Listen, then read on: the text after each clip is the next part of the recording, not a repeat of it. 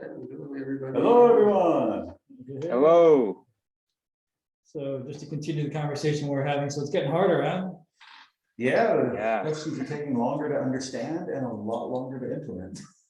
I think it's ramped up faster than this year than I've remembered in years past. Of course, I might be dumber this year too, so get less sleep, who knows? But but it does seem to be, at least in my estimation, a little bit more complicated this year than last year, especially the reading. Yeah. Like on Friday, what Farouk read, I was like, yeah, sure. Yeah. The day 16 one, I think, took forever to read. I think every one of them after that one is getting similar, like day 18. Yesterday was quite similar, day 19. I was like, wow. Yeah. Day 17 wasn't so bad, I thought. Yeah, but the reading, that was a pretty long one too. I mean, it's just becoming, Yeah, it's a chore to read them now. yeah, it's a pretty involved. I read a paragraph and when I thought like, oh, that must be the problem, they say, but we have another problem, and they will go to introduce another addition to the existing problem. Yeah. After you solve this puzzle, you can score it. And to score it, here's another weird algorithm that we're like, oh. Well, it keeps your brain active, right? Wow. Yes, it's like 4 parts to every puzzle now. All right, anyway, without getting too lamentous to our own problems, let's get into today's questions. So we have 3 to cover today. So without further ado, let's go. We are on, I don't even remember 18. 18. So we're going to do 18, 19, 20, and then answers for question 8. All right. Someone's on the ball. So why don't you start with 18 then? The snail fish. Oh.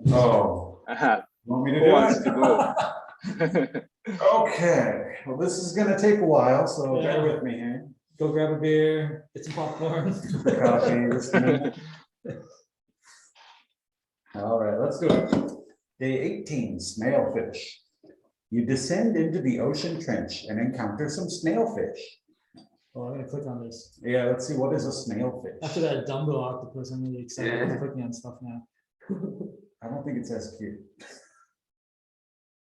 It looks like a little tadpole. Silverfish. Yeah. Little polywog. Oh, interesting. Okay. It looks like something that never really went through evolution. Doesn't really have a Is it an adult? Is it an adult fish? No caudal fin, undeveloped tail. Interesting. Maybe they really deep. Yeah, Yeah. I was reading for the deep. Cool. Well, we are Anyway. getting deeper in our submarine. Oh, We must be getting closer to the Keys, right? the Florida Keys. All right. Let's go back. That's good. All right, some snail fish. They say they saw the sleigh keys. Oh, that's good news. They can help us. They'll even tell you which direction the keys went, if you help one of the smaller snail fish with his math homework. Oh, great. We got to do fish math. Math deep in the fathoms of the ocean. Snailfish numbers aren't like regular numbers. Of course they aren't. Instead, every snailfish number is a pair, an ordered list of 2 elements. Each element of the pair can be either a regular number or another pair.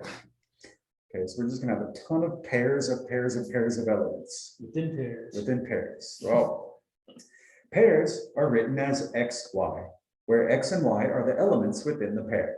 Here are some example snailfish numbers. 1 snailfish number per line. 1, 2. 1, 2, and 3. 9, and 8, and 7. Okay, so these are all in pairs. So the first one's easy. It's just a pair, 1 and 2. The second one, though, I noticed that it's a pair, but the first pair is also a pair. So the pair is 1 and 2 and 3, but the first element, 1 and 2, is also a pair. So we can have pairs in pairs. I'm not going to read the rest of that example. Let's just continue. So Friday was beat and packet. Today is gonna be pairs, right? Pairs. Yeah. This snailfish homework is about addition. To add two snailfish numbers, form a pair from the left and right parameters of the addition operator. For example, 1 and 2 plus 3 and 4 and 5 becomes 1, 2, 3, 4, 5. I don't even know how to read this. There's so many pairs, and you got to really pay attention to where the brackets are. Yeah, it's like the pair of the subpair of 1 and 2, followed by another subpair, which has a subpair of 3 and 4, and then the 5. Yeah. See, even that doesn't even make any more sense. Yeah. So in this one, we just added those two original pairs into a new pair. Those are now the subpairs. Yeah, so now there's an extra. That was pair. our addition. There's only one problem. Snailfish numbers must always be reduced, whatever that means. And the process of adding two snailfish numbers can result in snailfish numbers that need to be reduced. To reduce a snailfish number, okay, this is important. What do we do when we reduce a snailfish number? You must repeatedly do the first action in this list that applies to the snailfish number. If any pair is nested inside 4 pairs, the leftmost such pair explodes. And we'll read about explodes a little bit later. If any regular number is 10 or greater, the leftmost such regular number splits. And I guess we'll read about that later too. So these are the steps that we have to do for every time we can, I guess. Yeah. Once no action in the above list applies, the snailfish number is reduced. Okay, so this is all about reducing a snailfish number. Okay? During reduction, at most one action applies, after which the process returns to the top of the list of actions. For example, if split produces a pair that meets the explode criteria, that pair explodes before other splits occur. Okay, so we have to go step by step, it sounds like, before you're actually finished with the reducing. In a particular order. Yeah. You always do explosions before. Explosions before splits. So if you can explode, you have to explode. Right. If you can explode and split, you have to explode before you split. Right. So do all of your explosions, and then if you can't explode anymore, then you split. And then you have to check again, now can I do any more explosions? Then you have to do those explosions until you can't do any more explosions or splits. Once you cannot no longer do either of those, your reducing is finished. During reduction, at most one action applies. Okay, I just read that.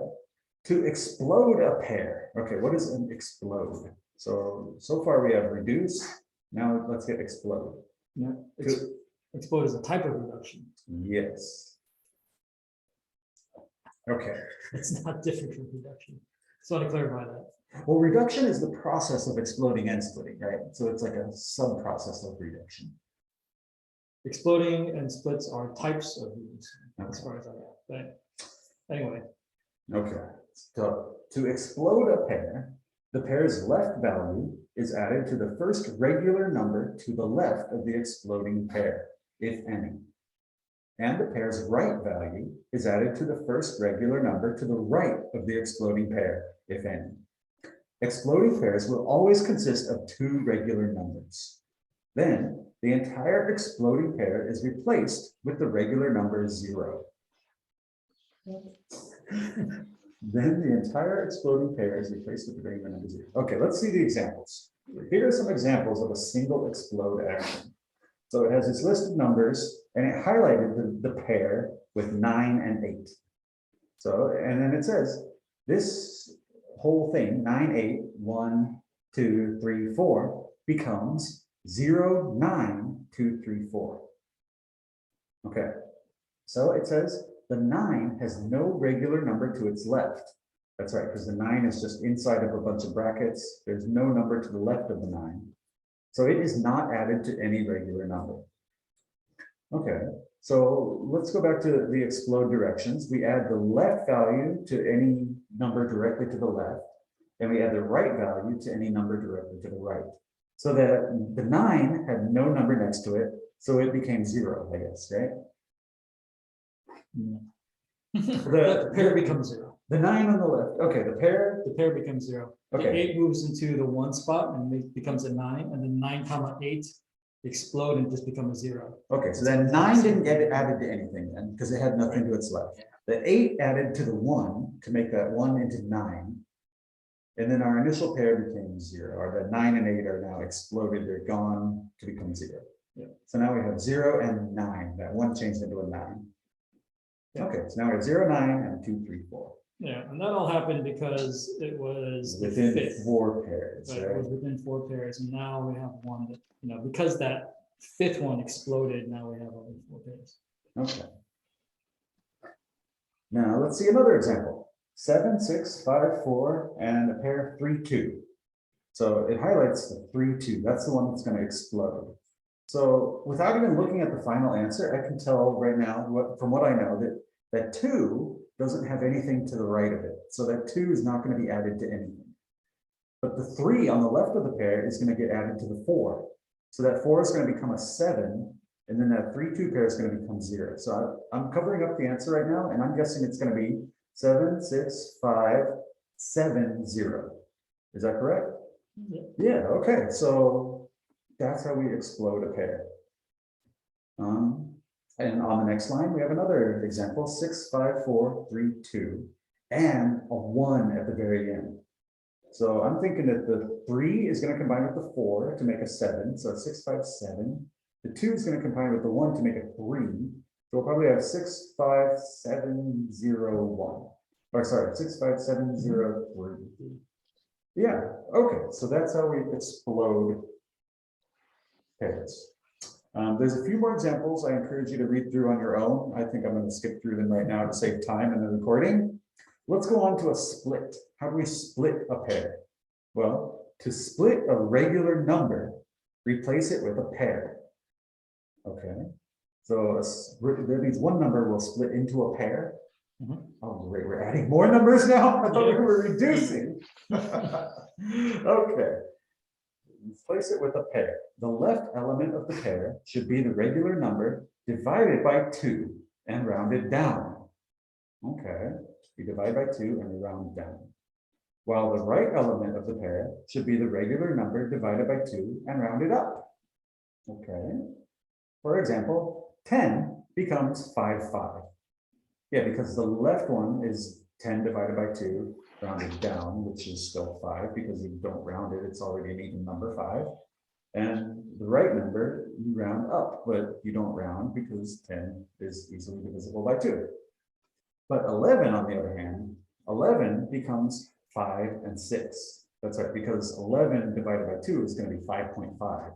So for the left side, you round down, and for the right side, you round up. 12 becomes 6, 6, and so on.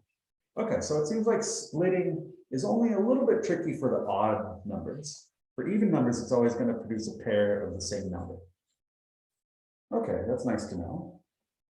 Here's a process of finding the reduced result of 4, 3, 4, 4, 7, 8, 4, 9, plus 1, 1. My brain is exploding right now. Okay, or is it splitting? I don't even know. Let me see. So step by step to go through this problem. It says, after addition. So when we add these two pairs, we're just pretty much taking these pairs as they are and wrapping another pair of brackets around them, right? We're creating, now everything on the left is the left pair, or the left element in this pair, and everything on the right is the right element in this pair. So that was the first thing we did. And now it says after addition, so we did our addition to get this first line, and now they highlighted the pair 4 and 3. So it looks like that pair is inside of at least 4 brackets, so it's going to explode. So we explode that pair 4, 3. 4 has nothing to the left, so it's not added to anything, whereas 3 has the number 4 to the right of it. So we're going to add the 3 to the 4. So the 4 is going to change into a 7, and the 4, 3 is going to go to 0. Let's do this. Let's do the same thing that we did with the packets. Okay. I think it would be easier to follow. Yeah, if we can type this out, it will be easier. This is. Are you guys following okay? Yeah, I'm following. Okay, how many times did you read this on your own? Oh, like Yeah. 5 or 4 or 5 times. This is one of those that takes a lot of reading to understand. But I grasped this one. Okay. Yeah, so we have adding, splitting, and exploding, right? Addition seems easy enough. You just combine two pairs to make. I think what makes Into it one confused pair. is all the bracket. Yeah, there's so many brackets. I think they try to reduce you with all the bracket. It is. Okay, so let's do it this way. Okay. Do you want to share that screen? Oh, sorry.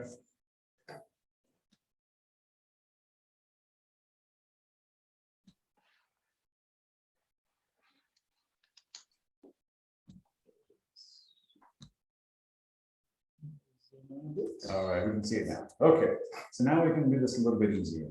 Hopefully we can spread things out and type them out. Okay, so we're 5 brackets in, Okay, right? So we need to do an explode. so we explode that leftmost one, right? Okay, so we're exploding this one, right? Yes. Now the 4's got nothing to the left of it, So it goes away pretty much, or it's Yeah. not added to anything. but the 3's got something to the right. Right? Yeah, it has a So 4 that to gets the right. added. So that becomes 7, Yes, and this pair is it gone. should go to 0. That looks correct. Okay, so we did that. Next, we have 8 and 4. So if we count. 3, 2, 4. All right, okay. So All right, so now we have to explode again. explode that pair. And now the 8 has a 7 to the left of it, so we can add the 8 and the 7. That becomes 15. And the 4 has a 9 to the right of it, so that'll become 13. And now that goes to 0. Yeah, that looks good. 3, 4, 5, that's the bracket number. Yeah, that's how many. The So I can depth of the brackets. keep track of how deep these things are going. And is that it? 1, 2, 3, 4. 2, 2, 3, 4. 2, 2, 1, 2.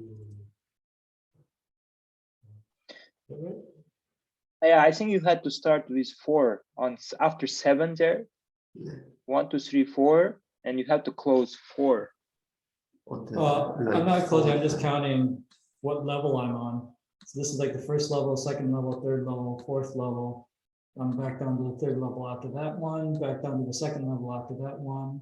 Upgraded to the third level now, upgrade to the Okay. fourth level now. Well, so far we look good. Degrading.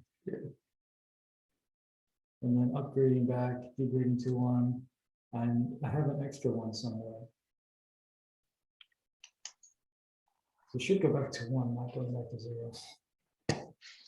Yeah, I think you are still on level 4 there. 1, 2, 3, 4. And And again then- on level 4, no? Well, when I close, I go to level 3. When I close this, I'm back to level 2.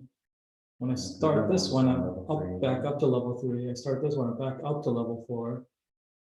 Down here, I'm back down to level 3, back down to level 2, back down to level 1. Well, yeah, then when you close the last one, you'd be at level 0. So it's right. No. Oh, no, so that one would close the level 1, but then if you, yeah, because if you open it, you can say level 1. Now, when you close it, you That's get back to that's level just 0. So it's good. And it looks right because we're matching the code then on line 13. The second row right there, our code right, our numbers right now match. Okay. 0, 7, 4, 15, 0, 13, and 1 and 1.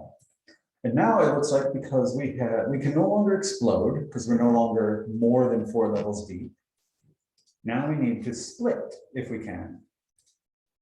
So So well, remember, split is if any number is 10 or greater we need to split. All right, so let's start right away. I see that that 15 is greater than 10, so we need to split our 15. Two. So it'll change into two numbers. So that's right. We can do 15 divided by 2 and round down to get 7 on the left side. And on the right side, we're going to round up. So 8. So that looks good. And now, can we explode again? We need to check if before we do our next split, we need to check, can we explode? Because explodes always come before splits. And to me, no, it looks like 7 and 8 can explode, no? I don't think they can. It looks like they're only 4 levels deep. They're not more than 4.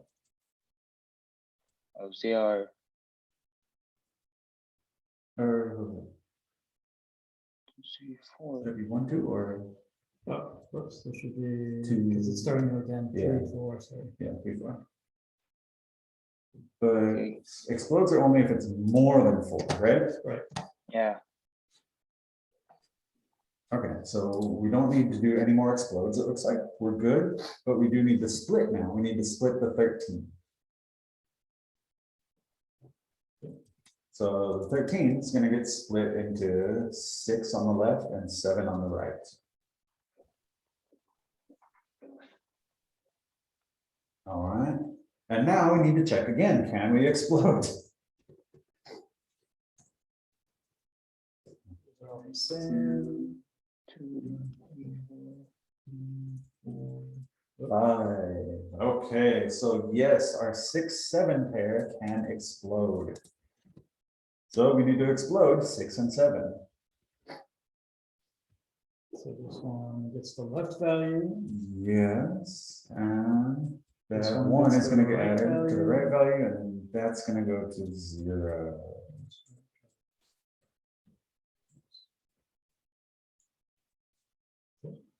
All right, and I think we are finished reducing this one. So we got nothing else. 3, 2, 3, 4, 3, 4, 3, 2, 1. 2, 0. All So right, nothing to explode. nothing can explode, and we have no numbers over 10, so nothing can split. So our reduction is now finished. So that is our result of adding the 2 initial numbers that we had. Snailfish are weird. Okay, so I guess somehow that's an answer to something. Oh, let's go on. Let's keep reading now. Let's go back to the question.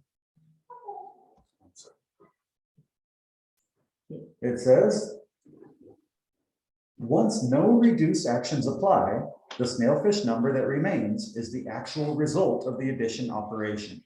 And then we have this big string. This is what we ended up with. 0, 7, 4, 7, 8, 6, 0, and 8, 1. This giant pair full of pairs is our final answer for that addition operation. Now, the homework assignment involves adding up a list of snailfish numbers, your puzzle input. The snailfish numbers are each listed on a separate line.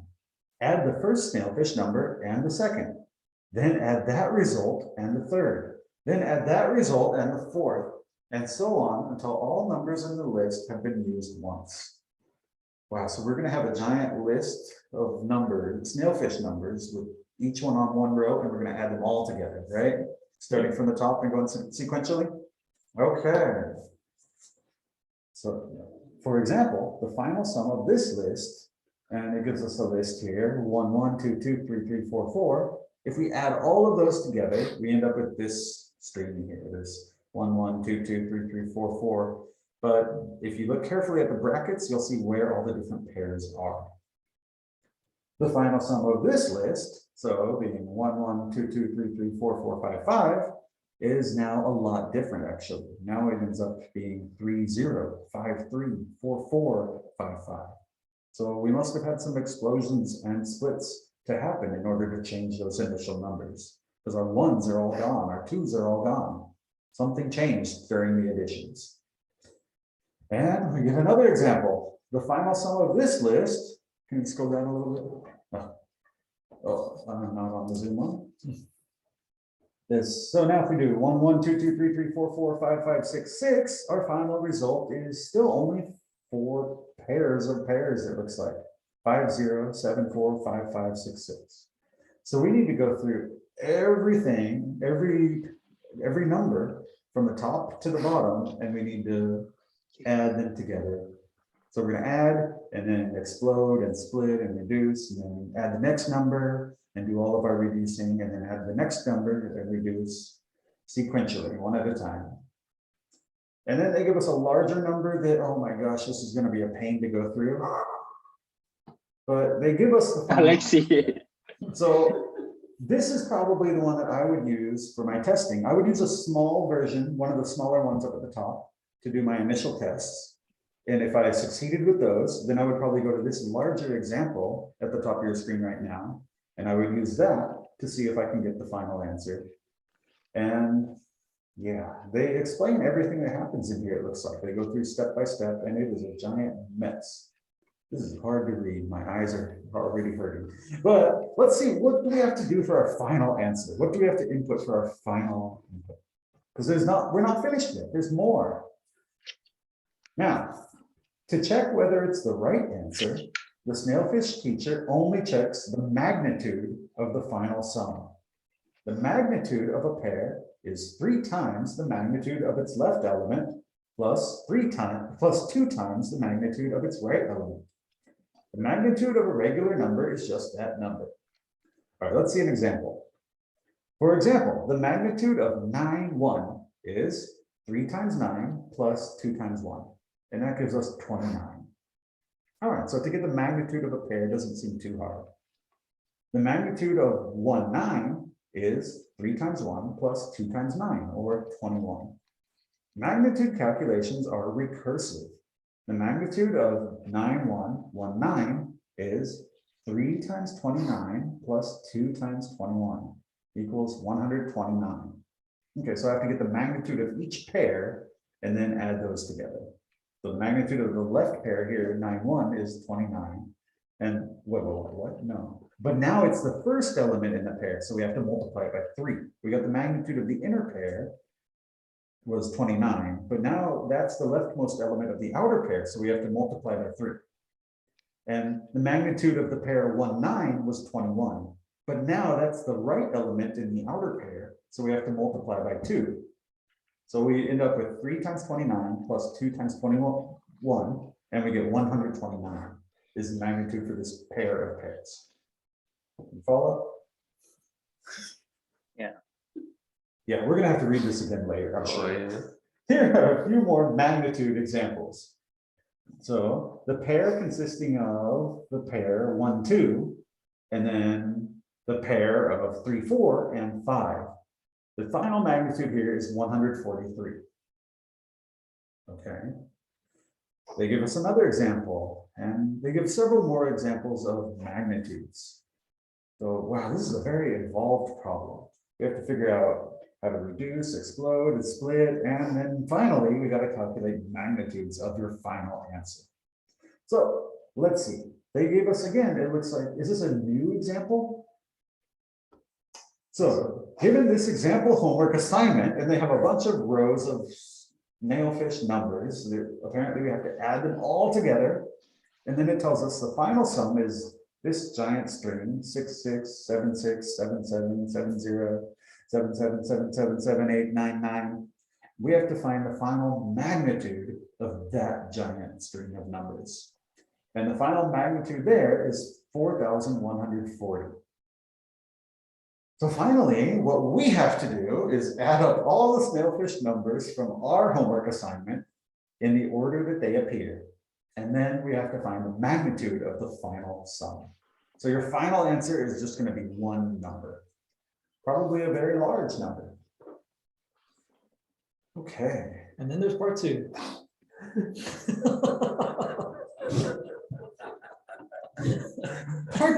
Part two cannot be as bad. Seriously.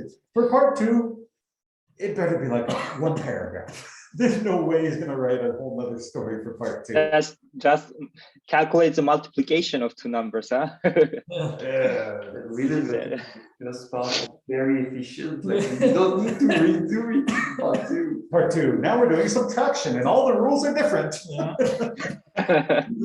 All right. Well, thanks for bearing.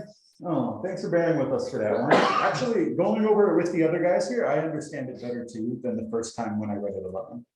The first time when I was alone and I read this, my brain got fatigued halfway through, and I was a little bit overwhelmed by all of the different rules and different things possible. But I feel like I have a good understanding of it now. It would still take me a long time to go through this single example. I would have to go one pair by pair and pretty much do what we did and count how many brackets deep are we.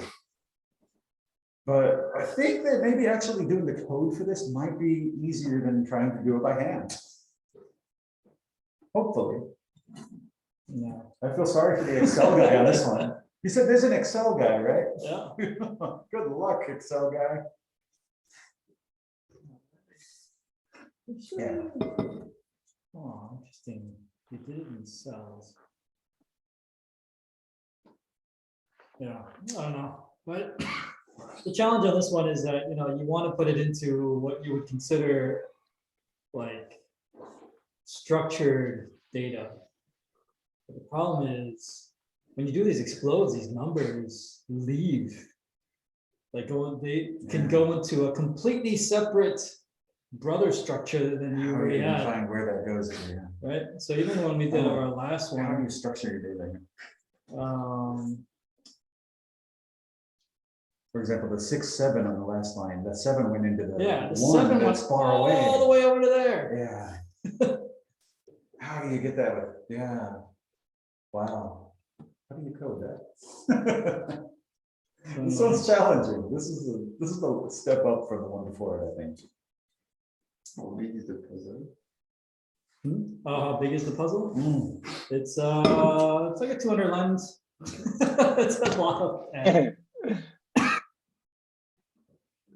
Oh no, it's not 200. Maybe 100. All right. Well, Good luck on that, everyone. Let's check day 19. our brain is still warmed up from the last fry. So Flashbacks of day 16 all over again. the beacon scanner. Who wants to take Can I this? go with this one? You sure about that? Do you see the scroll bar? This one's longer than Yeah. How small the scroll bar is. Yeah, fortunately, I got to read this one too. Okay. Didn't go to the solution part yet, but Go for it. completed the understanding part. Okay. That's a big So thing. day 20, maybe somebody else can read. All right. So trench, No, probes and scanner. beacon scanner, day 19. As your probe drifted down through this area, it released an assortment of beacons and scanners into the water. It's difficult to navigate in the pitch black open waters of the ocean trench, but if you can build a map of the trench using data from the scanners, you should be able to safely reach the bottom. So we released a set of beacons and scanners to scan the area so that you can safely trench down. The beacons and scanners float motionless in the water. They are designed to maintain the same position for long periods of time. Each scanner is capable of detecting all beacons in a large cube centered on the scanner. So scanners supposedly can scan it around as a cube and can detect all the beacons inside that cube. Beacons that are at most 1,000 units away from the scanner in each of the 3 axes, X, Y, and Z, have their precise position determined relative to the scanner. However, scanners cannot detect other scanners. The submarine has automatically summarized the relative position of beacons detected by each scanner. So scanners can detect all the beacons 1,000 units away from them in each of the 3 axes. But if we have multiple scanners close to each other, a few of the beacons can be detected in both scanners area. For example, if a scanner is at, so how do you say it in English? X, Y, Z, right? Mm-hmm. Okay, if a scanner is at X, Y, Z coordinates 500, 0, and minus 500, and there are beacons at minus 500, 1,000, and minus 1,500, and 1,501, 0, and minus 500, the scanner could report that the first beacon is at minus 1,000, 1,000, and minus 1,000 relative to the scanner, but would not detect the second beacon at all, because the second beacon is 1,001 units away on the x-axis from the scanner. So we are detecting only the first one relative to the scanner. Unfortunately, while each scanner can report the position of all detected beacons relative to itself, the scanners do not know their own position. So we don't know where the scanners are. Who designed these stupid scanners? I mean, like, you've got a submarine that can like instantaneously detect how many crab submarines there are, or how many Dumbo fish are floating around, or like hydrothermal vents in front of you. But something that you created from your own submarine doesn't know where it is in the world. Which is created to detect the positions of beacons, cannot detect its own position. You don't even know where it is. Well, I guess GPS doesn't work when you're a few kilometers under the ocean. But they got each other. Can't they just like hold on to a beacon while they send out the other beacons? Okay, unfortunately, while each scanner can report, okay, you need to determine the positions of the beacons and scanners yourself. Okay, beacons is easy because beacons are detected by scanners, but after we detect them, we have some confusion since beacons might be detected by a couple of scanners and we don't know where the scanners are. Okay, so the scanners and beacons map a single contiguous 3D region. This region can be reconstructed by finding pairs of scanners that have overlapping detection regions, such that there are at least 12 beacons that both scanners detect within that overlap. Okay, so when multiple scanners or when the 2 scanners detect multiple beacons in each region, we have at least 12 beacons that both of them detect most of the time or all of the time. By establishing 12 common beacons that both scanners detect, you can precisely determine where the scanners are relative to each other, allowing you to reconstruct the beacon map one scanner at a time. Okay, for a moment, consider only 2 dimensions. Suppose we have the following scanner reports. So let's say we have only XY planes for now.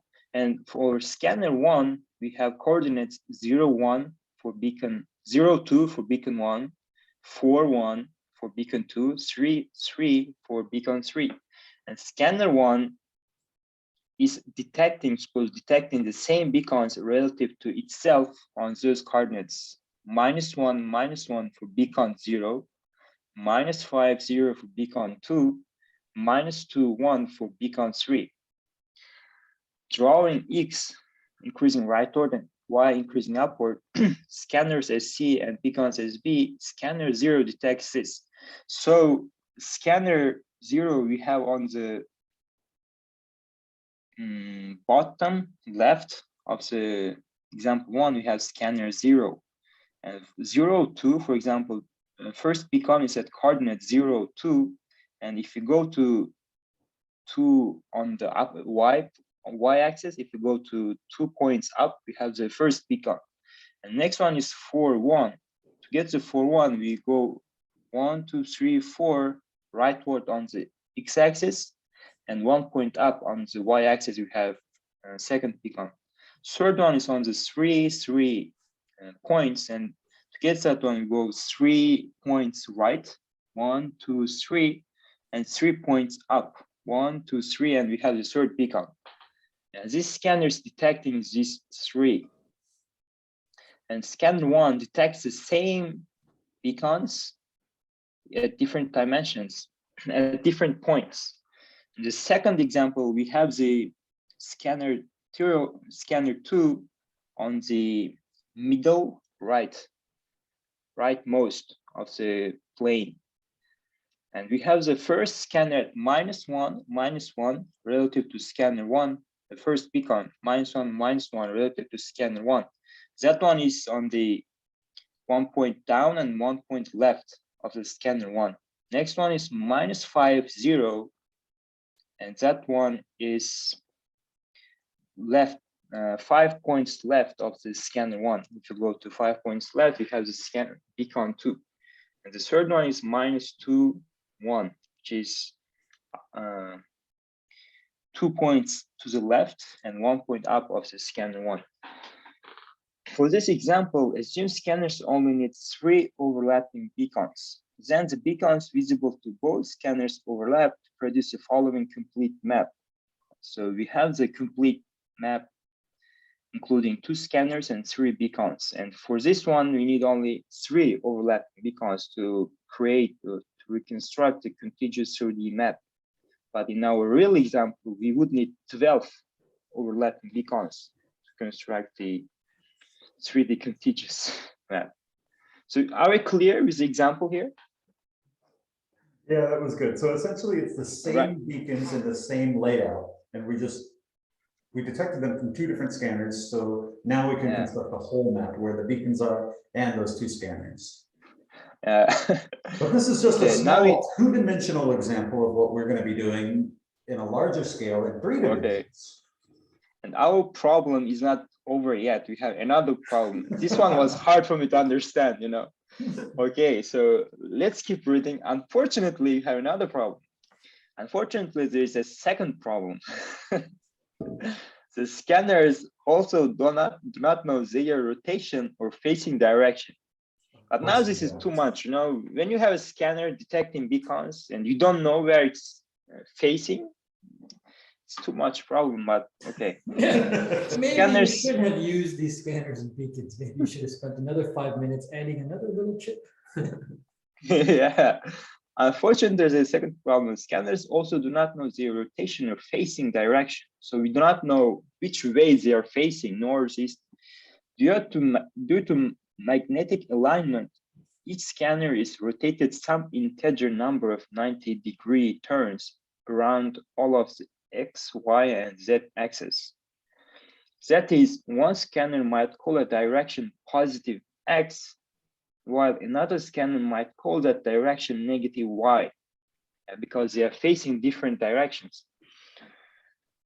Or 2 scanners might agree on which direction is positive X, but one scanner might be upside down from the perspective of the other scanner. Wow. In total,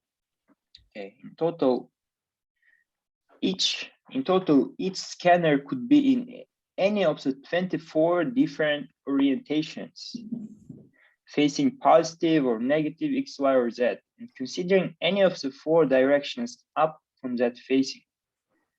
All right, so they can be in since we have 4 directions, they can be in 24 different orientations, including the 3 planes, and considering any 4 directions up from that facing.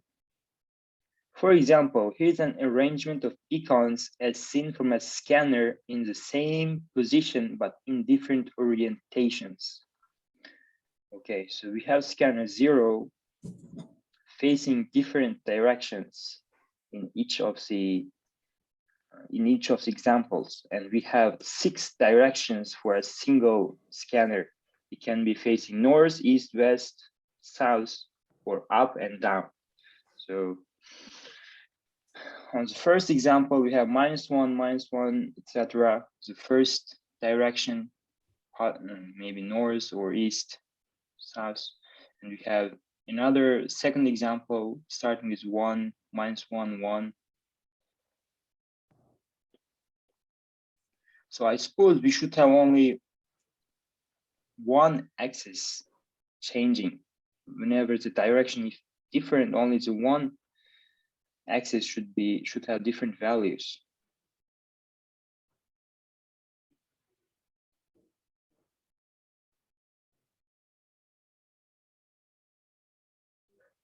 I think all of the 3 axes have different values in each direction. Yeah, everything can be different. Everything. Well, they're in a random order too. It's not Yeah. like you're going like rotating like this. It's like, oh, I got one here, got one here, got one there, got one there, got one here, got one there. So it's all mixed up. So the numbers It's will just- all be there. Like, for example, the last row on each of these, we have 807. Every single scanner, like orientation, is going to detect an 8, a 7, and a 0, but they might be as the X or the Y or the Z, and they might be negative or positive. But all the numbers themselves, the absolute value shouldn't change, it looks like. Okay. So we have 6 examples with 6 different directions for scanner 0. By finding pairs, can you scroll down? By finding pairs of scanners that both see at least 12 of the same beacons, you can assemble the entire map. Okay, so if you manage to find 12 of the same beacons detected by a pair of scanners, you can use that to assemble the entire map of that region. For example, consider the following report. Scanner 0 is reporting 3, 6, 9, 12, 15, 18, 21, 24, 25. Scanner 0 is detecting the position of 25 beacons, and so does scanner 1 is also detecting position of 25 beacons. Different scanner 2. We have positions of beacons detected by different scanners. Okay, scanner 0 and scanners 3, 4. Okay, because all coordinates are relative, in this example, all absolute positions will be expressed relative to scanner 0. Okay, for this example, scanner 0 is positioned at the coordinates 0, 0, 0. Using the orientation of scanner and as if scanner 0 is at coordinates 0, 0, 0. Scanner 0 and 1 have overlapping detection cubes. The 12 beacons they both detect relative to scanner 0 are at the following coordinates.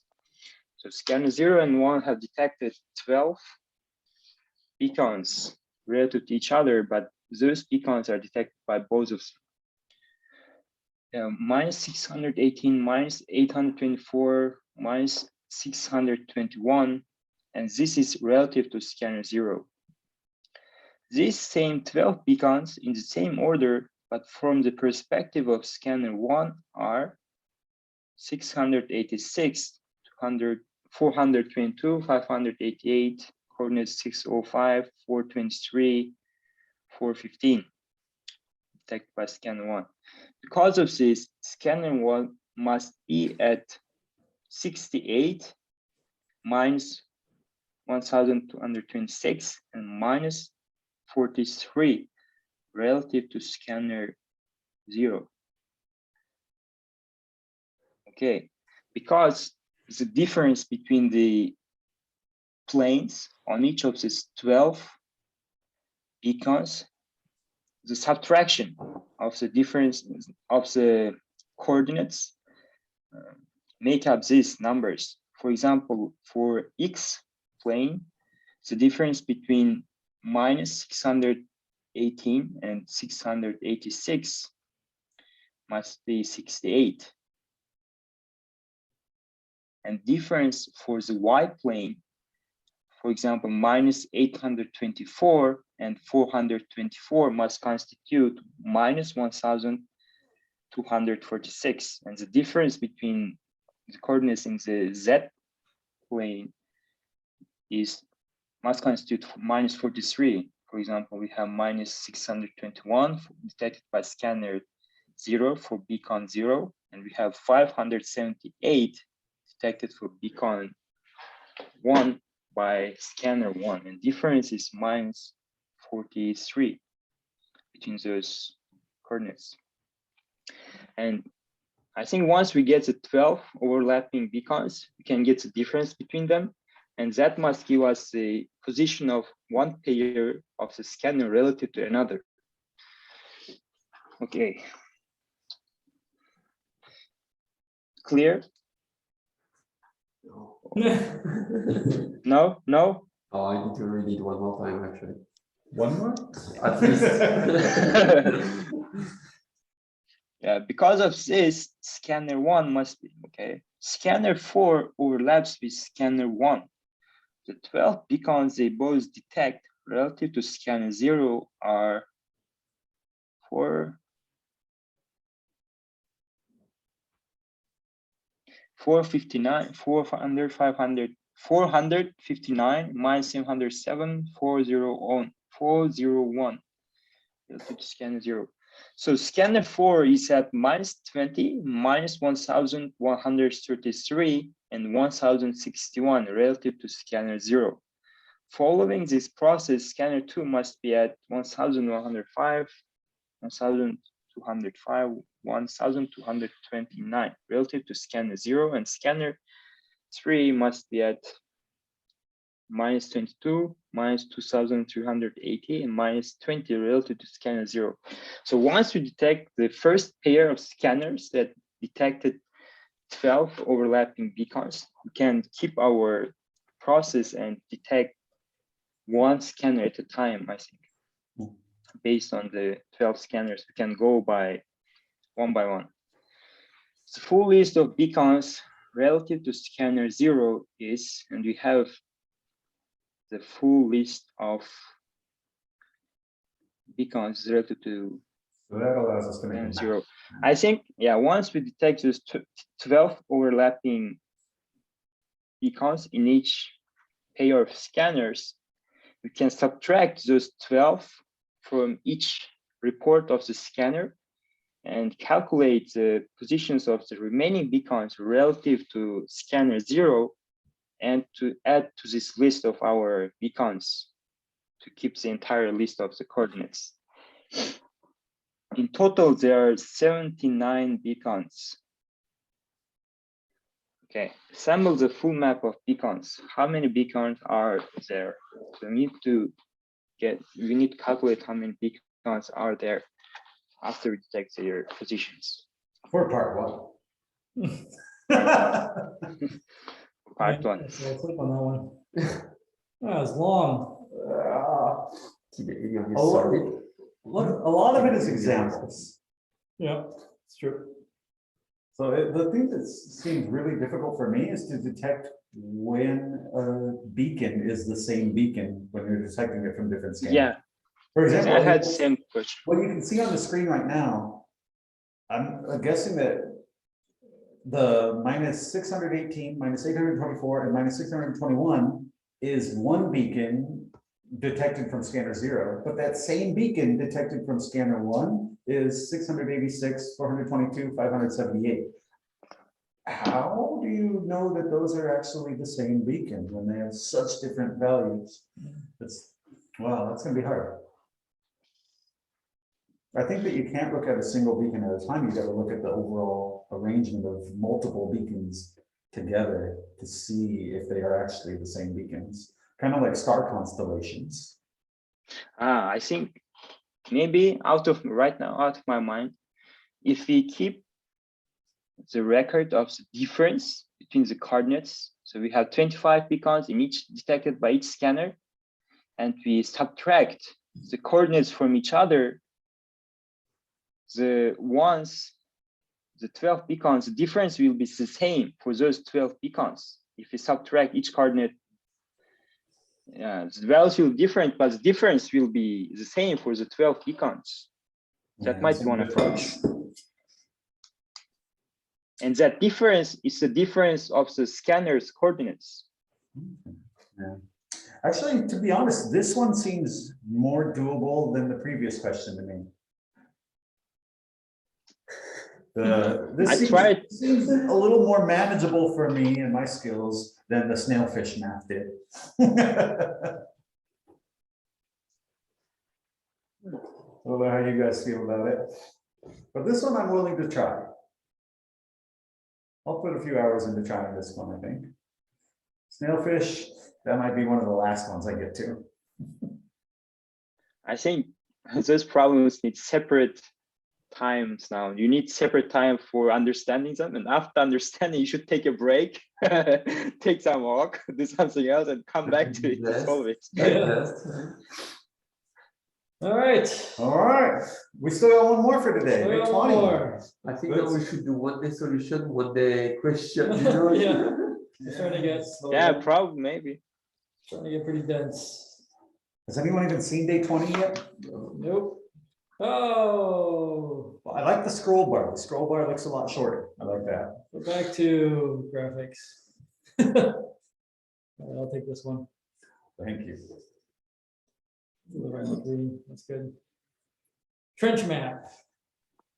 But the scanner is finally fully deployed. Yay. Wow. Even if we don't know. Useless scanners. Yeah. Even if they don't know where they are, or where they're facing, or what they got going on, but they just ping you back random numbers. With the scanners fully deployed, you turn their attention to mapping the floor of the sea trench. How? They don't know where down is. When you get back to the image, from the scanners, it seems to just be a random noise. Perhaps you can combine an image enhancement algorithm and the input image, which is your puzzle input, to clean it up a little bit. Enhance. Enhance. Enhance. For example, yeah, blah, blah, blah, blah. The first section is the image enhancement algorithm that is normally given on a single line, but it's been wrapped in multiple lines in the example for legibility. The second section is the input image, the two-dimensional grid of light pixels and dark pixels. Oh, it's so nice and small. I hope my input's like that. The image enhancement algorithm describes how to enhance an image by simultaneously converting all the pixels in the input image into an output image. Each pixel of the output image is determined by looking at the 3 by 3 square pixels centered on the corresponding output pixel image, or image pixel. So, determine the value of the pixel at 510 in the input image. 9 pixels from the input image would need to be considered. 49, 410, 411, 59, 510, 511, 69, 610, 611. Okay. These 9 input pixels are combined into a single binary number that is used as an index in the image enhancement algorithm string. For example, to determine the output pixel that corresponds to the very middle pixel of the input image, the 9 pixels marked by ... would need to be considered. So that middle pixel, I guess.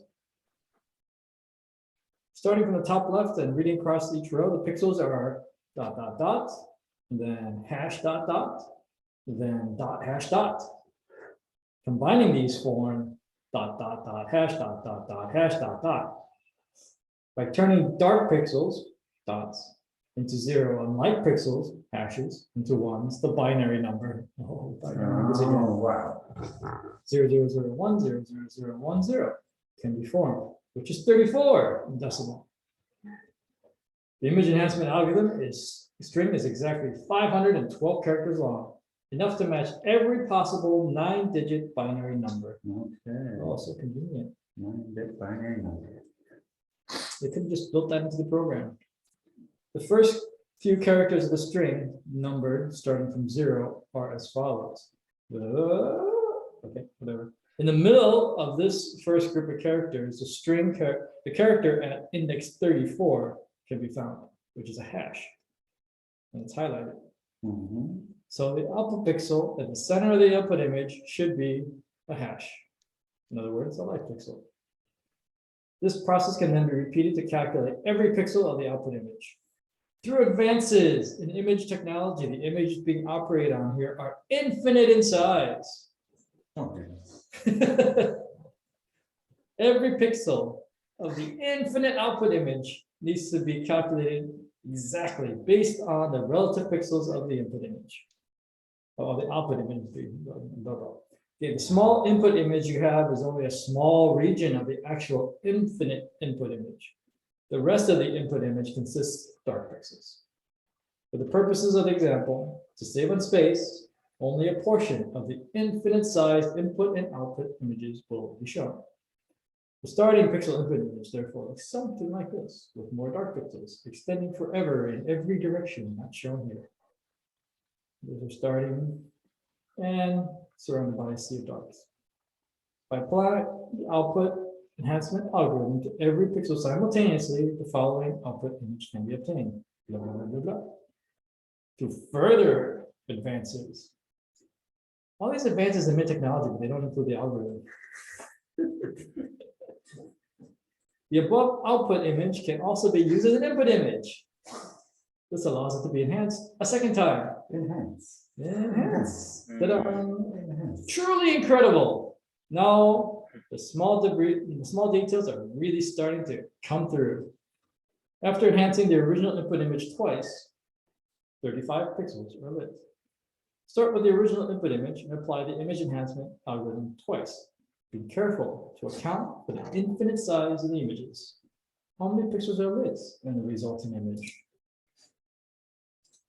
Okay. Yeah, Yeah. I'm checking out my puzzle input right now. It's a mess. I'm looking over your shoulder and it's probably about It looks like 100 by wide 100. and 100 I'm tall. I'm guessing about 100 by 100. But luckily, my image enhancement algorithm is still only 512 characters, right? So that part doesn't So, change, but my image is going to get a lot bigger. I feel okay about this one. This one, we've done like 3 maybe. Something similar of finding like neighbors to determine the value of your cells, right? This problem just makes me want to watch Super Troopers. Enhance. Enhance. Or is it CSI that also uses that trope, Everything. but try to do it more seriously? Yeah. All right, it only took us an hour to go through all the questions. So, given that, good luck. Good luck on part 2s. Yeah. Now I can tell you on the weekend, I only had enough time to sporadically work on 18. So 19 and 20, I'm going in fresh.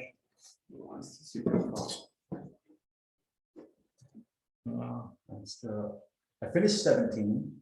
18 and 19 I haven't touched yet though. Okay, that's Just fine. reading. I understand what I have to do, but for 18, I have no idea how to do it. For 19, I'm gonna give it a shot. And 20, I think I'll probably do 20 first. 20 seems like the most realistic one for me, especially because it's only 2D. 3D makes it a little bit harder, like in number 19. But it might be 3D by decoy, by deception. It might be just subtraction. Yeah. Of course, since we have coordinates, right? Yeah. Well, for part A, they might actually Sure. pull out the 3D for part B. Yeah. We'll see. Anyways, this number 20 doesn't seem that hard to me. Okay. I think I can do this one. Cool. Let's move on to answers for what? The Day Day 8. All right. Who wants to start out with answers for day 8?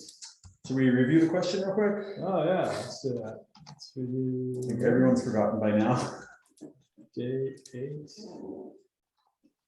Is that? Yes, that's the 7-segment search. Oh, Okay, I remember this one. Uh, So to summarize, in this one, we had a lot of different 7-segment displays, but they were all kind of jumbled around because the wires connecting them were all kind of mixed up in random orders. But basically, we can determine that each display has 7 different segments. Like on the map here that you can see, we have segment A at the top, B on the top left, C on the top right, D is the middle segment going through the center, E is on the bottom left, F on the bottom right, and G at the bottom. But this is on a good display, which none of our displays are, because our displays all have mixed up wires. So they're going to tell us letters, but we don't know. If they tell us the letter A, that doesn't mean it's on the top segment. It could be the middle segment or the bottom left segment. We don't know which segment that is. We have to figure it out. yeah, but at least every line is consistent. Right? Yeah. But each line is basically just resetting everything. Don't know how it's wired. That's right. And then our input is going to have a list of all of the 10 digits possible, so 0 through 9. for that display with the randomized letters, with the randomized segments, I guess. So for example, it is going to have the number 1 somewhere in there, but it might not, it probably won't have the letters C and F. It might have the letters B and D or A and G, but that's going to correspond to the number 1. And we can know that it's the number 1 because it will only have 2 letters there, because there's only 2 segments to make the number 1. Likewise, the number 7 only has 3 segments, and the number 4 only has 4 segments. But some of these numbers have the same amount of segments as others. For example, 2 and 5 have the same number of segments, so they're a little bit trickier. And then I believe for part 1, we only had to determine the numbers in our final output for each display. Initially it had the 10 numbers, and then a line, and then 4 numbers. And we had to determine how many of those 4 numbers were the numbers 1, 4, 7, and 9. Is that correct? Oh, no, sorry, 1, 4, 7. Yeah. Thank you. It's numbers with unique number of segments, I think. Yeah, so 1, 4, 7, and 8. And what was our final thing? How many times do digits 1, 4, 7, or 8 appear in the output values? All right. Shall I share my code then, since I just read everything? Sure. I really like these 7-segment displays. I think you can't have a movie with a countdown that doesn't use a 7-segment display, right? 3, 2, 1. What do you picture in your head? Like on the bottom. Yeah, it always stops with 1 second left, right? Yeah. It's always a 7-segment display. Yeah, pretty much is. You don't really see stopwatches anymore. You know, James Bond stopwatches. I like this puzzle too. It wasn't too complex, but it was interesting to find the clues. Yeah, I thought part 1 here wasn't that hard at all, really. So I think this is my whole part 1. Can you see my code here? So it's quite short, really. Pretty much. Let me console log my input, see how I formatted everything for you. I'm gonna get rid of this one at the moment. Clear that. Let me CD into day 8. And that's not what I wanted to show you. I didn't save this first. Here we go. All right. So let me change this to my sample input to make it a little bit smaller and more readable. So my final formatting of my data is going to look like this. I have an array of subarrays of 2 strings. So my first string has all of my, I guess, my sample numbers, and then my output numbers as the second part of that array.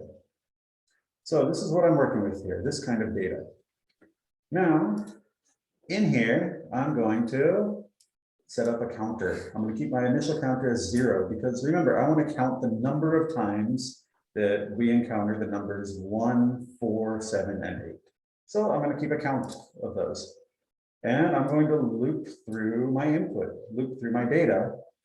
And in there, I'm going to split my signals. So let's see what I'm splitting here.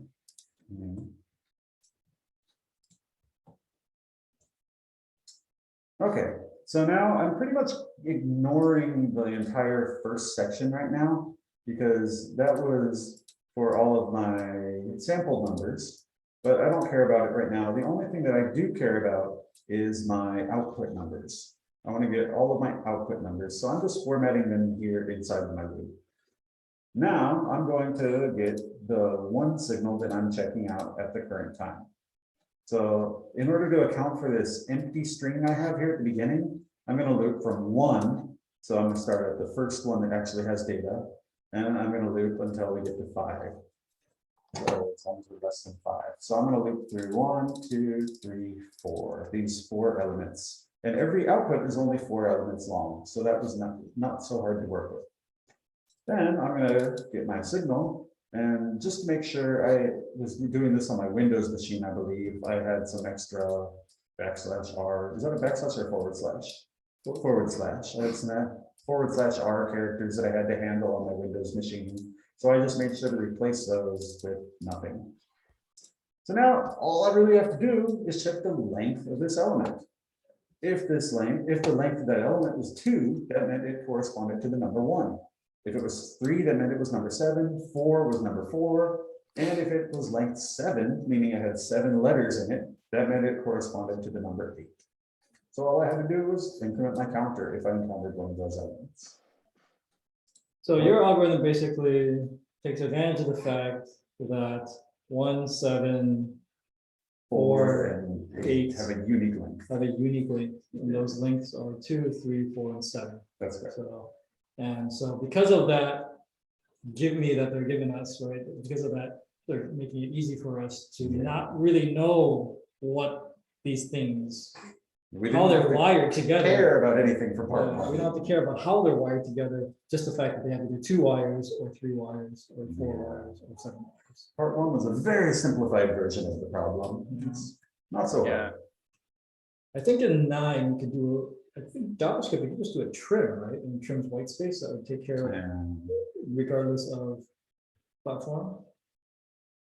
And then on line 18, or even on line 9, instead of splitting by just the pipe, yeah, you could still split by space. space and pipe, height. space. And then you don't have to do the extra spaces. Yeah, that'd probably be cleaner. Yeah, a lot of my issues here were just formatting, just dealing with the input to make it usable. That's part of the And I'm problem. sure there's more efficient ways to do it. It's been silly of 40 just the redneck's website. And then it's like, what if I put slash, what if I put that's it. Well, let's see yours, Alexei. You did part 1, right? Yeah, just tell me the button. Okay, it's gonna stop yours. Like shorter version. Very condensed. Nice. Okay, I got a different approach. Oh, really short. Also, it works only for the unique digit. So what I did is, same as Scott, I just care about what's after the pipe. So I just get an array of the 4 digit. Then I know for the 7 digit, the 0 takes 6 segments, 1 is 2, 5 for the third one, and on and on and on. And then I know that the unique digit are 2, 4, 3, and 7.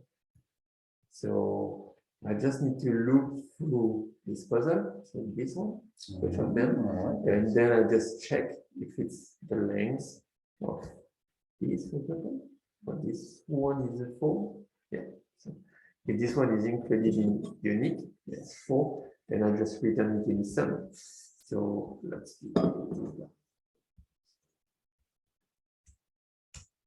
So it just return all actually the one who match the unique, and then I just take the length. So that's how I get my 387. Very short. How come you do a join and a split?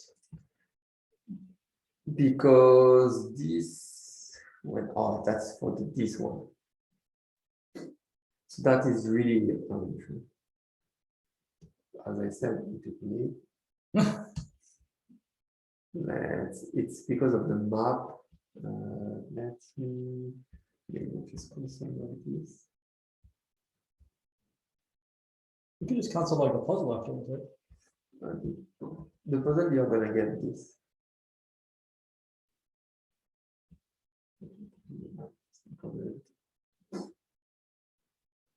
Well, let's see what you get now, just as it is.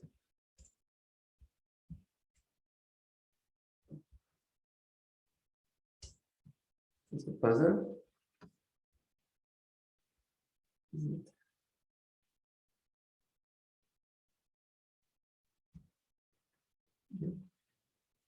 Okay, so that's all your inputs. Yes. Yeah. That's what you wanted, right? Yeah. So what does the split do? No, Can you you? wanted to get only these, when you get the P1, you're getting only the second, the right side, right? So this is all the right side values. Yes. After Right? All the the pipe. active values, right? Yes. So then, Let's just console like that.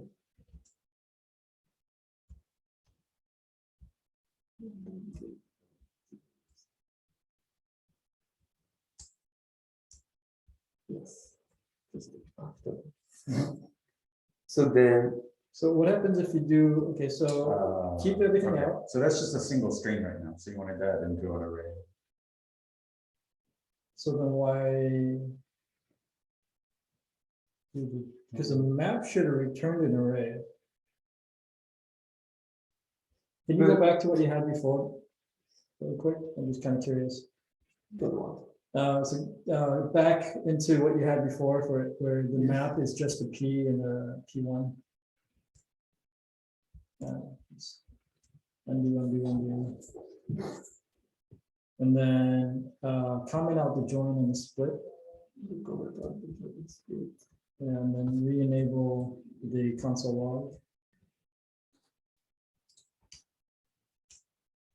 log. Okay, so you have an inner, you have you have inner strings, you have Yes. one long strings that you want to split up. So then, Then what's the join for? because you cannot. Oh, because you're gonna take all these single strings, like all these pieces of strings, Yes. and you're gonna make one giant string, and then you're gonna cut them all up. I think in your map, you could have probably have done something. It's because you're doing a match all, and the match all returns a single line. And for each single line, because then you would have had an array of an array, and then you would have to have done, instead of a map, you would have done a reduce. So a reduce with, starting with a blank vector, and then in your reducer, just keep on adding to the vector as you feed it lines. But anyway, okay, I just, in my head, trying to figure out what was going on. But, okay, that makes sense now. Actually, this took me long, and to understand also the question. Hmm. For some reason, I don't know. The question 2 is still a mystery. Scott tried to explain for a while. I was like, Well, you understood part 1, right? Yeah, part Part 2, one, though, yes. I tried a while to explain it. But It was this- too confusing. part 1 took me a while. I was like, what do you want? It's like, Just tell me what you just want. tell me what you want instead of just like, I don't care that you're fish or whatever. Yeah. Oh, you got it. Good And the job. part 2. Part 1, let's see after, but I think I tried something crazy again.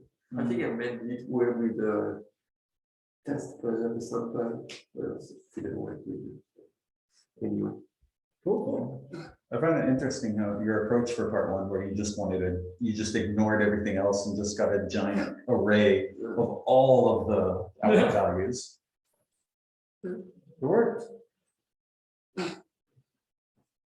think I tried something else before. Don't see it here. Did it? What is it? I think it was different. So you don't use 7 digits, right? You don't use line 13. I don't use what? Line 13. You No. don't use 7 digits. Yeah, you just use the. Was that just for your understanding to help you comprehend the question? I think that's because I tried something else before, so that's why I used it. And then since I found that I want to do it. Cool. So you're using an includes instead of an if then. I'm using the filter. Cool. That's good. Hey. All right. Python or Rust? Which one do we do? I can go. Mine is also short and Yeah, I think we're pretty much. We always go in the same order almost. Yeah. No, I was gonna say we pretty much probably have the same approach because it's the simplest approach, right? yeah. I actually have even the join and split was similar to Alexi had. Like I'm also join. Okay, let's start from the beginning. This is my function for count the segments with a unique number of letters. So I have my entire input, and for my input, I am getting the second half. To get this part, I am appending to my new array, I'm appending the second half of every line in the input. So this is used to slice the list in Python. You have the starting index and ending index. So I'm getting the index of this pipe, the line, and starting two more index, adding two more to that index, and until the end, I'm slicing it and adding it to my second half. After that, I also have the array of this sentence kind of strings, and I wanted to have an array of words, like array of single string words. So I joined all the strings, giant string. I also split it by space, and after that I have a array of words. Yeah. And after that, I'm just looping through my array or list and checking if the length is equal to 2, 4, 3, 7, incrementing my count. I think it's a mixture of Alexi and Scott's approach. Right. Returning my counter. Cool. On line 10, can you leave off everything after the colon and have it assume to the end? On line 10, okay. On the second half of your slice, to specify the length, can you leave off the length? Yeah, I think it should be fine, yeah. I think you might still need the colon though. No, It I wasn't don't know. fine. I don't remember exactly. Oh, yeah. Cool. All right, thank you for the tip. So, yeah. That's it for the part 1. Any questions? That's good. Yeah. Let's breeze along while it's still easy before we get complicated in the next one. Yeah. Okay. All right, and then I'll show mine as well, if I remember where it is. I think it was on the same one as this one. So day 8. So I have a bunch of stuff I didn't use on here that I could have used, but I didn't. But very similar to what you guys had done, I take everything and I split it. Basically, I want a vector of, I don't want a vector of integers. Okay, let's see what I'm doing. So I have a reducer that at the end of it, I want an integer. Oh, instead of using a loop, I used a reducer. I don't know why. I could have just used a loop. It'd probably been easier to read if I just used a loop. I don't know. It was early days and I was playing around with this. So at the end of it, I'm gonna bring back a number and I'm gonna print out that number. So it really shouldn't be called input stuff vec. It should have been called number in the or number of whatever for my answer. But I have an accumulator and I have the x, which is the outer x, which is basically these lines as they're coming in. And then I'm going to split on the space pipe. And then for that, I'm going to get the first element, or there's one element, not the 0 element. So splitting by the pipe, this side is the 0 element, that side's the 1 element. So I'm only interested in that one for each line. And then I'm going to take that line and split it by spaces. So then that right side gets chopped up by spaces. And then I collect that all into a vector. And so now this vector is a vector of strings, so basically all the words from the right side. Then I have another reducer. Yay.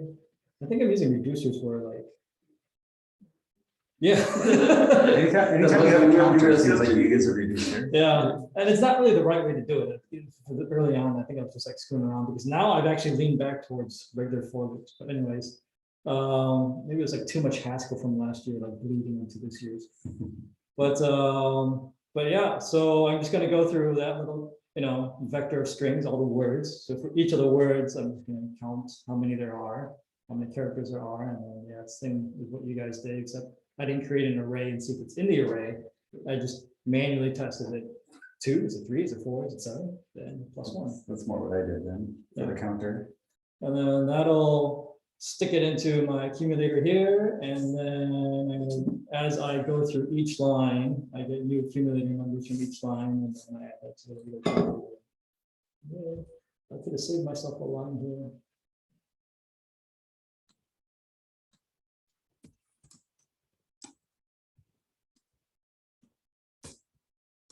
this not have Vim on it?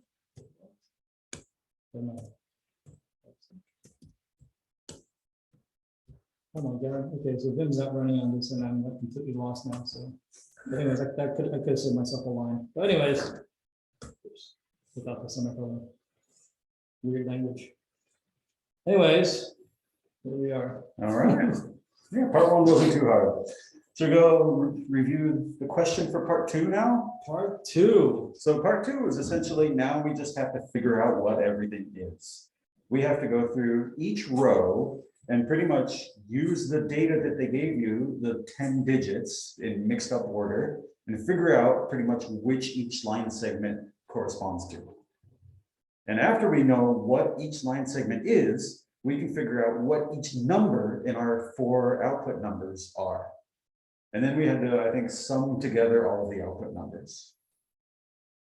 Was that correct? Can you scroll down to the very bottom? Yep. Yeah, so we had to get all of the output numbers. So for example, on the middle of your screen right here, you see an example. The top row has 4 output numbers, and if we calculate what all of those output numbers are, it ends up being 8, 3, 9, and 4. So the output number for the very top row was 8,394. For the next row, it's 9,781 because those numbers are 9, 7, 8, 1. So we have to get all of our output numbers for each row, remembering that each row has a different wiring method. The wires are mixed up in a different way for each individual row. We have to get all of our output numbers and sum them together. And our final answer will be the sum of all of our output numbers. So this was a lot more involved than part one. So my approach was using a little bit of deduction. Everything starts out the same, except for here, instead of a vector of integers, for some reason I went to a fold. I do another fold, yay, more reducing.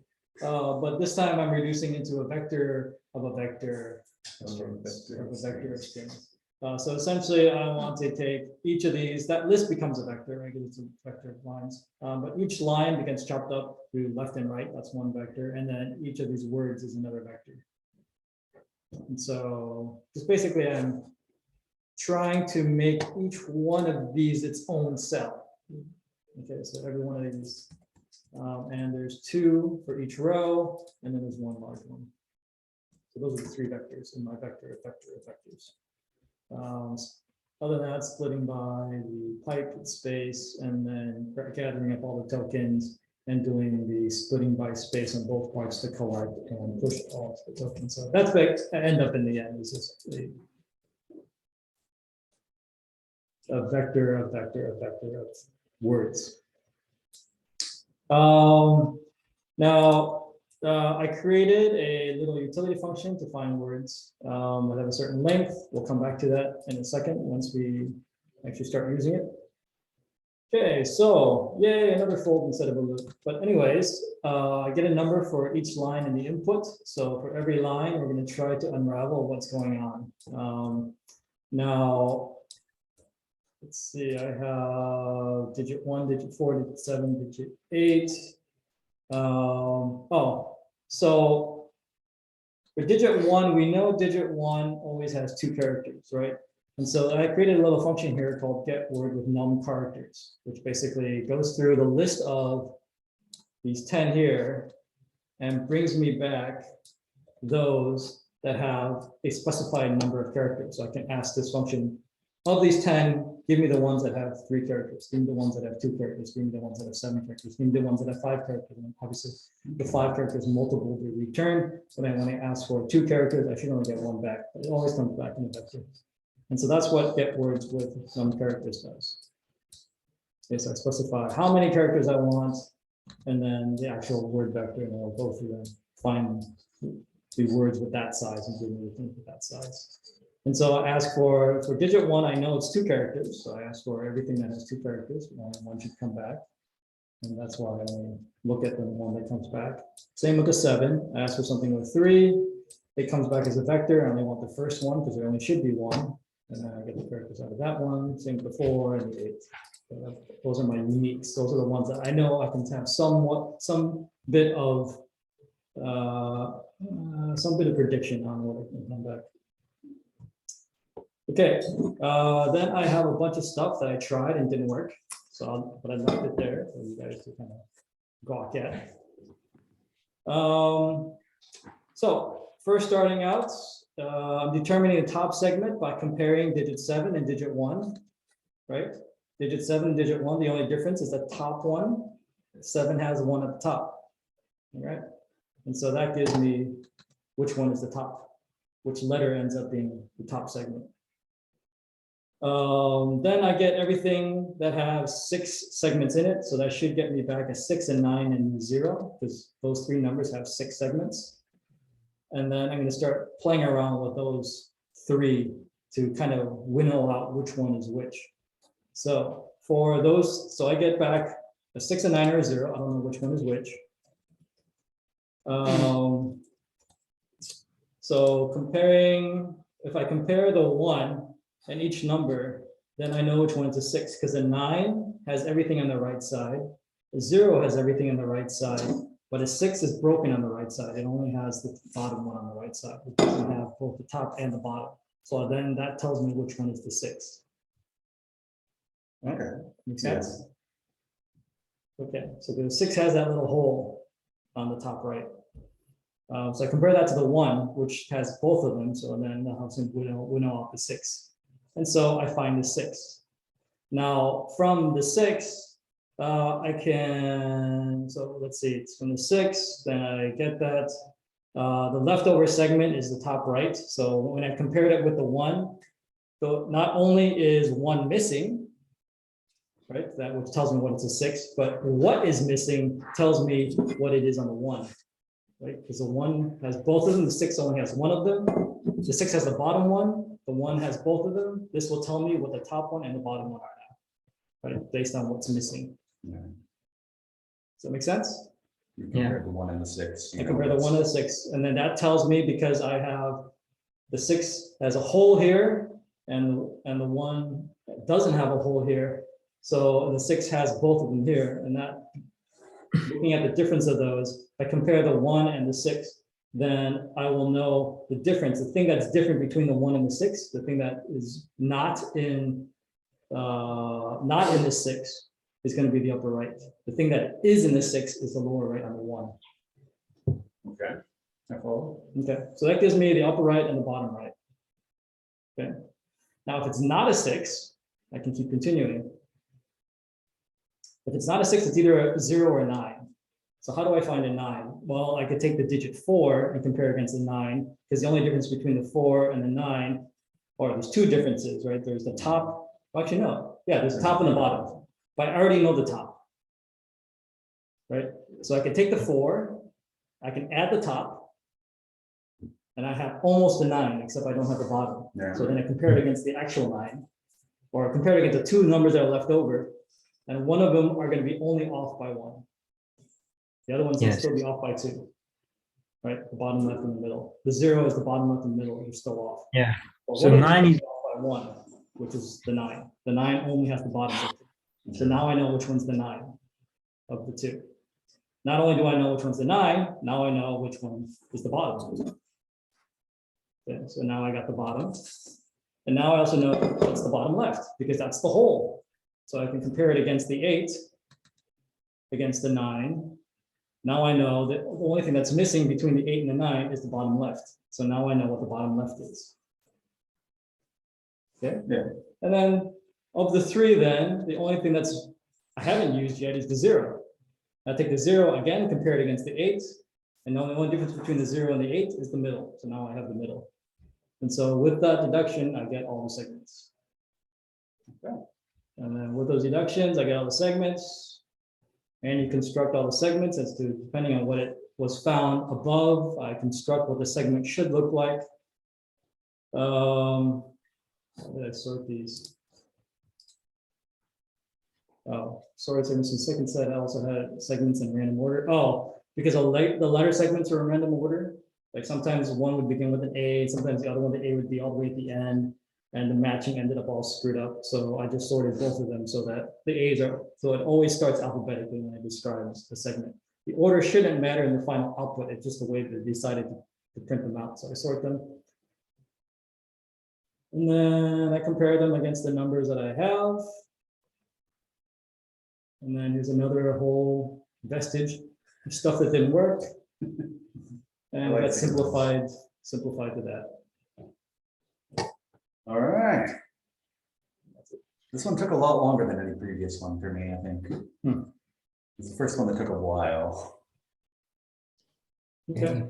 So my whole thing is I start out with a 1 and a 7 to get the top. Then I use a 6, 9, and 0 and use deduction to kind of pinpoint, trying to single out single segments. And then from that, it just kind of cascades into the answer. Okay. Can I go next? Sure. All right, let me share my screen. I think I'm gonna share my whole desktop. So let me look at this chart to show you essentially how I went through the process of this. So I used a piece of paper and wrote down pretty much anything unique I could find about any of these numbers. And eventually I realized that a few of the segments have a unique number of occurrences. For example, if we look through the segment A, we see that segment A occurs in the numbers 0, 2, 3, 5, 6, 7, 8, 9. So it occurs 8 times, whereas some of the segments only occur a unique number of times. So in my code, I found out that the segments corresponding to E, B, and F had a unique number of occurrences. So segment E only occurred 4 times. Let me show you that. So we look here, we see segment E, it occurred here 1, 2, 3, and 4. It only occurs in 4 of the numbers. So I know in each row, at least in the first part of each row before the pipe, we should see one of the letters occur only 4 times. So I know that whatever letter that is going to correspond to segment E. Likewise, I can see that one of the segments is going to occur only 6 times. That'll be my segment B. So if we go here, we can see segment B happens 1, 2, 3, 4, 5, 6. It only occurs 6 times. That's a unique occurrence in there. Other numbers have different numbers of occurrences. So essentially, that's how I went through it to start out, is I thought it was very easy to find these letters that had a unique number of occurrences. So I went through and I found, okay, using that data, I can now easily get my letters that correspond to segments E, B, and F. So I right away got those 3. So that was nice that I could do that. And then it allowed me to easily get the other segments, really. So after that, I then organized, so I sorted all of my sample numbers, so the 10 numbers before the split, I organized them by their length, so how long they are. So now I know I have them in order of how many segments they have in each number. So I could find out which one is number 1. I easily know that the first one in my sorted signals list is going to correspond to the number 1. It should only have a length of 2. So now using that, I already know my segments E, B, and F. So if we go back here, number 1, I already know segment F. So now I can easily get segment C from number 1. So I know that so now I can get my segment C. And I skipped over this earlier, but I'm keeping a letter map for each row that I'm going through. I'm keeping a letter map. So here my letter A corresponds to segment A in the original number list. So now I'm getting which letter in each row corresponds to the letter segment of A, and B, and C, and E, and E, and F, and G. So I can get all of my different numbers based on their segments, what the segment should be. So I use number 1 to get the C segment. Now I have E, B, F, and C. So now I can use number 7. I know it has a unique length. It's going to be the 3rd element in my list because for some reason I still have a random space that I'm ignoring. So anyways, I can use 7 to get that top segment. I know that's going to be segment A. I put that into my letter map. I use the number 4 to get segment D. That's the one in the middle, I believe. I'm going to put that into my letter map. And now I have everything except just one letter. One segment is missing. I could have used anything really to get that. I chose to use the number 8 to get the G segment. So now I have my letter map that's full. I have all of the corresponding letters to what segment they should be. So now all I have to do is go through all of my output digits to figure out what number the output digit is. So in order to get that, I'm going to replace all of the letters in my output digit with the letters from my letter map. So I'm going to replace it with, so I'm going to replace all of those to make it end up looking like this, with A on the top, B on the top left, C on the top right. I'm replacing all of my letter segments with what they should be. And now I can find out what number that corresponds to. So I believe up here I created a number map. So I know the number 0 should have these segments. The number 1 should have these segments. 2 will have these segments. And so I created a map of all of these in order from A to D. So now I can use that to get what my actual output values are. So I'm getting what is that output value? And I have to add it one number at a time to my output stream. And now I'm going to, since I'm looping through all of my rows, I'm going to add that output stream as a number to my final counter. We follow, I think I skipped a few things at the beginning, but that was essentially how I did it. I think it really saved me a little bit of time with the coding by noticing that some of the segments occurred a unique number of times. Yeah, it's really neat. But it took me a lot of time with a piece of paper and figuring out all of the different data about these numbers and how they were unique. But it made the code a little bit cleaner. Yeah, so that's really cool. To get the first 3 letters was really short. I just checked the length of, of values. A frequency counter. Yeah. That's for This one took me a while to see those patterns. And I know a lot of admin code is like that too. You got to find the patterns to make it easy for yourself. Yeah. But it feels good once you found them, right? Yeah, it did. Farouk, do you want to go? Yeah. Okay. So Python. Keep changing the letter. Actually, investor was like, look, Yeah. how can you get it? Like, I can't understand. You had to go 1 row at a time, I think. Otherwise, I was like, same as you. I did sort and everything. That's one of the reasons I processed my input the way I did initially, instead of making just a giant array of all of the output values. I wanted to keep each row separated because I knew we would need it separated for part 2. Based on the question, based on the values in the question, I thought it was kind of obvious that we were going to end up going row by row. Anyway. Okay. I think regarding my approach, first in general, it was similar to what Alex had. What I thought was I had to get the digits with unique number of segments first, such as 1, 7, and 1, 8, and 4.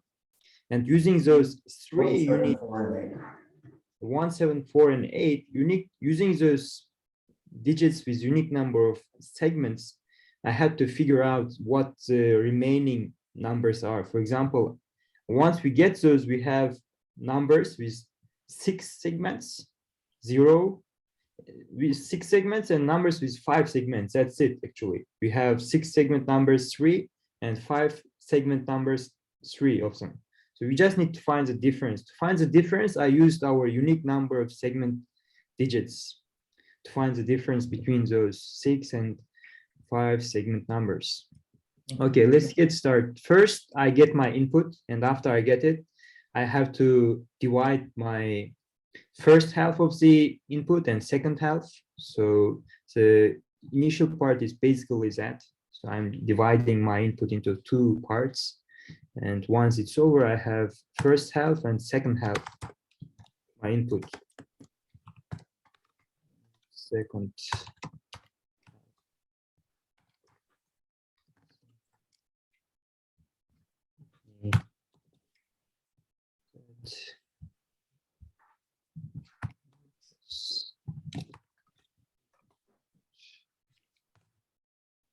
So yeah, each of them is a array of strings, and strings are these words in my input.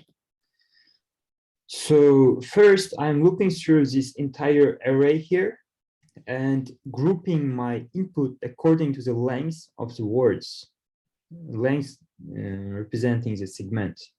So I'm putting the words with length length 2 into 1, because 1 has 2 lengths, 4 has 4, 7 has 3, 8 has 7, but I will have 3 digits with the length 5 in my group 5 and 6. I'll have 3 digits with the length 6. So let me show you my output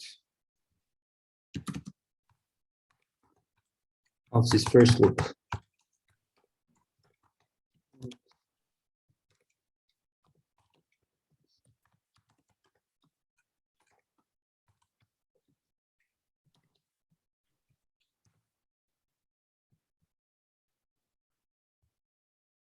So here in the first array, 1 is B, 8 is this one, 6, and one of the words is with length 6 is here, one of them is here, and one of them is here. 4 is 4. So I have a little bit confusion. There is a little bit confusion here, which I will have to clear out later on. The confusion is 1 represents the digit 1 here. My 1 is represented by this B. 8 is represented by this string. But this here, it doesn't mean this 6 and 5. represents 6. Yeah, it means the length of this string is 6, because I have to configure this out later. For now, I'm just putting them in a group or in a 6. I'm assigning them the 6 based on their length, because I don't know which numbers this represent. I have to find some. And this is also similar. I have 6 and 4 is the digit 4. 5 is the length 5, 6 is also in 5, and so on. 7 is the digit 7. The mission is here clear. Like now I have to figure out what this number 6 is, what is number 5, and so on. To figure this out, I'm using my already existing numbers. For example, 1 is, I already know this mixture is 1, and this is 8, and so on. Okay. So first of all, I will get my 7 segments, which means the number 7. I'm getting this one, and 4 segments, which means the digit 4. I'm getting this 2. So I'm getting them at the beginning of my loop, I think. To get the 9, I will get my 6 from the array.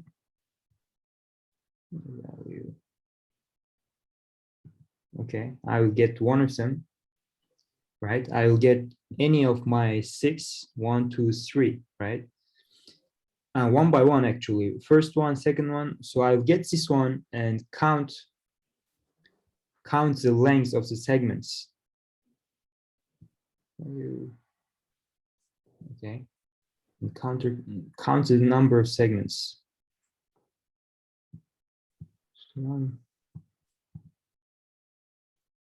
Okay. First of all, the mixture. Let me share my browser.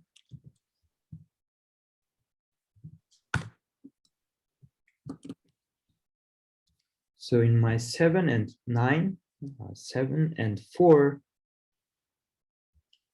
I have 3 and 3 in here. 7. If I add the segments in the 4, which means adding this top, right? I will have, yeah, I think this is what Ali said. I will have almost 9 without this one, right? So I'm using my segments in 7 and 4, and if those segments exist in my 6 length digits, digits with the 6 segments, I'm incrementing the length by 1. And if the length of this mixture is less by 1 from any of the digit segments and digits with a 6 length digit, that should be 9. Because my next one is 6 here, and if I add my 7 and 4, there is 2 missing in 6. I will have this part missing and this part missing. And 0 also has 6 segments, and if I add my 7 and 4, I will have almost 3 missing here. I don't have this, 2 missing. Only 9 have only 1 will missing from the mixture of 7 and 4.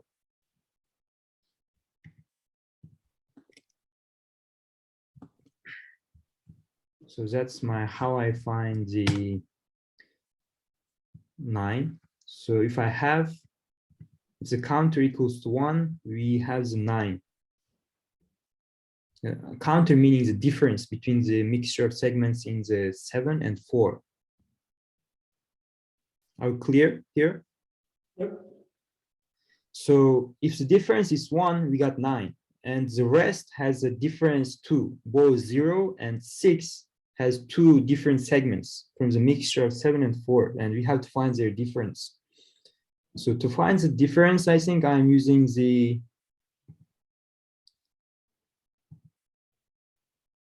mixture of the 9 and 7 segments. If the mixture equals to 7, we got 6. If that mixture length of that mixture equals to 6, we got 0. Okay. Share.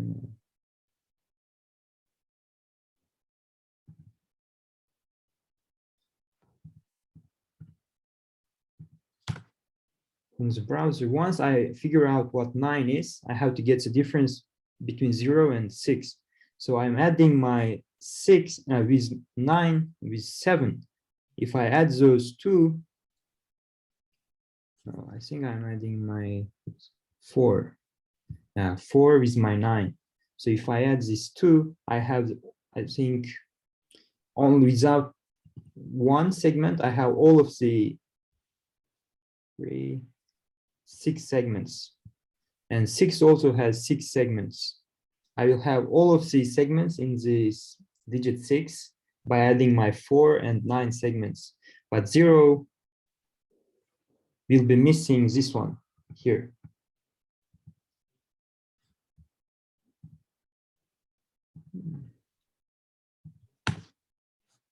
So based on that difference, I will get my 9. Based on that difference, I will get my 6. If the length equals to 6, I will get my 0. And after that, all of my 6 segment digits are found. I got my 9, 6, and 0. Now I have to figure out my 5. To get 5, I will get the length of the digit 5 and add this with 4 segments and get rid of the duplicate segments in the mixture of the 5 and 4.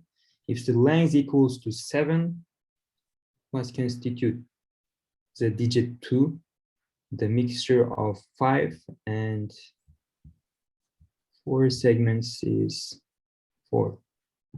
Let me illustrate that one too. So the mixture of 7 and 4.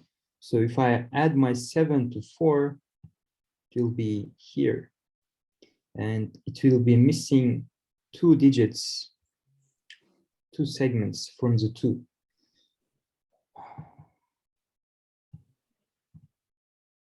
I will have 5 unique segments from the mixture of the 7 and 4. I will have 5 unique segments, and on 2, 3 of those exists in my number 2 segment, difference existing 4.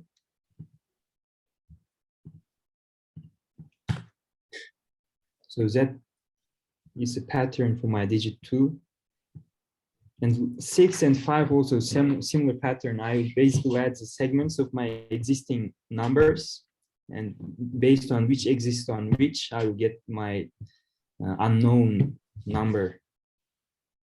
And once I figure them out, the rest is just summing them up, the values. Yeah, so that's it. Cool. All right.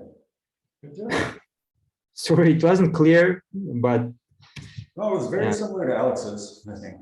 Yeah. You guys had the same thought process for it. Yeah. It's a very procedural question. You gotta do this and then this and then this. Yeah, there's an order to it, and then it just kind of, it builds steam. Yeah. Because once you start knocking a couple down, then the rest fall pretty easily. Well, that was a fun question. I like this one. And it didn't take 3 hours to read. probably I have to leave more comments next time as I go through my code. Yeah. That's one thing I'm trying to work on. Help me. I didn't remember too much of my code, but I looked at my comments and I was like, oh yeah, there's a 9, there's the 4. Also, when I name my variables, I name them like top, left, upper right. That also helped me. All right. Problems. Day 8 was interesting to solve. I think so. It's a good puzzle. All right, we're hitting upon 2 hours in this one, which helps. It's kind of to be expected with all that reading. Yeah, a lot of reading, and the second part was a bit tricky on day 8. So hopefully we'll see you next time. So on Wednesday we'll reconvene to cover days 21 and 22. Getting close to Christmas, man. Yeah, and answers to question 9. Now the big question is, are we working on Christmas Eve? But to be determined. Anyhow, I'll see you guys on Wednesday. All right. Take care, everyone. Okay, well.